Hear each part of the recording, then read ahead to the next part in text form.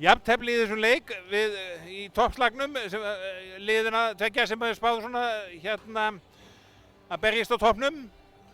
Já, þið áttu nú möguleika á að vinna þetta?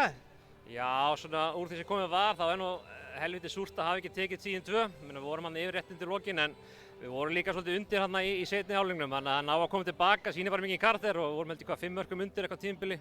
Og ná að snúa sig við bara er bara hrikalegt jákvætt merki fyrir liðið. En auðvitað maður hundfúll að ekki unnið leikinn. Já, þeir eru 19-24 undir þegar bara 12 mínútur eftir og jafnið og komist yfir. Já, algjörlega. Það sem maður rauninni það sem gerði gæðmunni var við breyttum aðeins til í vörninni og vörnin náði að kveika aðeins á sér og þá kom Saga með okkur og þá bara fór alltaf spella og það er bara lykillinn að góðum árangri í handbolta, það er góður varnarleikur. Og svo náttúrulega bara svona, já, má kannski segja að spennan hefði tekið yfir völdin hérna í lokin.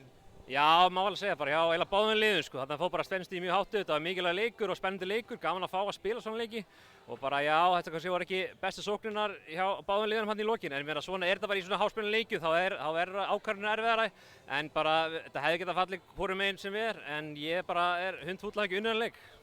En aðeins svona að deildinni, verða þetta bara þessi tvö lið að berjast eða hvað?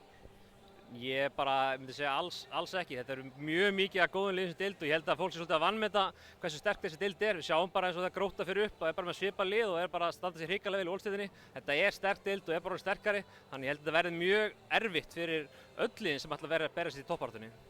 En samt, þetta er svona fara úrslita leik strax í hvað annar umferð, það er kannski, setur svolítið mark á þetta. Já, það er svolítið svona sérstakt að fá bara þennan leik svona snemma. Þetta er leikur sem maður horfði alltaf á dagatalinu og þegar maður sá að þetta var annar umferð þá hugsa maður ok, þá þurfum við bara að gera okkur helviti snöggt að þessu. En það var margt gott í þessu leik, það var margt slæmt í þessu leik, eitthvað sem við þurfum að vinna í og það sem við þurfum að gera á gólfinu í næstu viku. Já, það er svona afárið aðeins breytingar á afturöldingarliðinu síðan það féll úr deildinni í vor eða hvað? Bæði nýr þjálfari og eitthvað nýjum leikmönnum.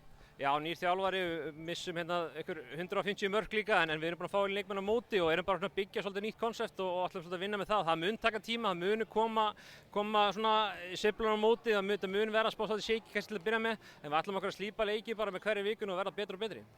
Og það er náttúrulega sýndi sig eins og hérna í kvöldu að liðið vann sig upp úr þessum vandræðum að það býr nú ennþá, það býr talsvert í þessu. Alveg klálega, ég er bara bullandi trú á þessu liði og við viljum bara vinna alla leiki sem við förum í og það er markmiðið hjá okkur.